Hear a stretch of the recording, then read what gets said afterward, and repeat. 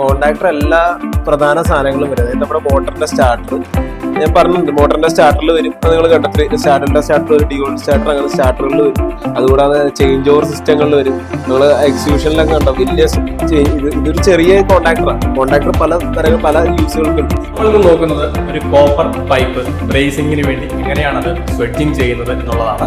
അപ്പോൾ അതിന് നമുക്കൊരു സ്വെഡ്ജിങ് ടൂൾ ഉണ്ട്, സ്വെഡ്ജിങ് അല്ലെങ്കിൽ സ്വെഡ്ജിങ് എന്ന് പറയും. അപ്പോൾ ഒരു സ്വെഡ്ജിങ് ടൂൾ ഉണ്ട്. അപ്പോൾ അതിന് നമുക്കൊരു ഫ്ലെയറിംഗ് ബ്ലോക്ക് വേണം. അതുപോലെ തന്നെ നമ്മൾ ഈ ഒരു ഫ്ലെയറിംഗ് ബ്ലോക്കിനകത്തേക്ക് നമ്മൾ ആ ഒരു പൈപ്പിന്റെ സൈസ് നോക്കിയിട്ട്, ഇപ്പോൾ ഇതൊരു 1/4 ഇഞ്ചിന്റെ പൈപ്പാണ്, ആ ഒരു പൈപ്പിന്റെ സൈസ് നോക്കിയിട്ട് നമ്മൾ ഈ ഒരു ഫ്ലെയറിംഗ് ബ്ലോക്കിലേക്ക് അത് ഫിക്സ് ചെയ്യുന്ന ആദ്യം.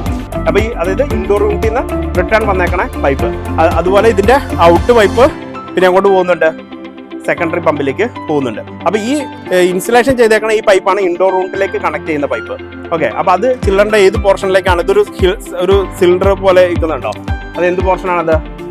അതാണ് ഇവാപ്പറേറ്റർ രീതിയിലാണ് നമ്മൾ അറിയുന്നത്. ഇത്ര ബാർ പ്രഷറിൽ താഴെ വന്നു കഴിയുമ്പോൾ പ്രഷർ സ്വിച്ച് അത് മോണിറ്റർ ചെയ്തിട്ട് പമ്പിനെ സ്റ്റാർട്ട് ആക്കും. ആദ്യം ജോക്കി പമ്പ് സ്റ്റാർട്ട് ആവും, പിന്നെ മെയിൻ പമ്പ് സ്റ്റാർട്ട് ആവും.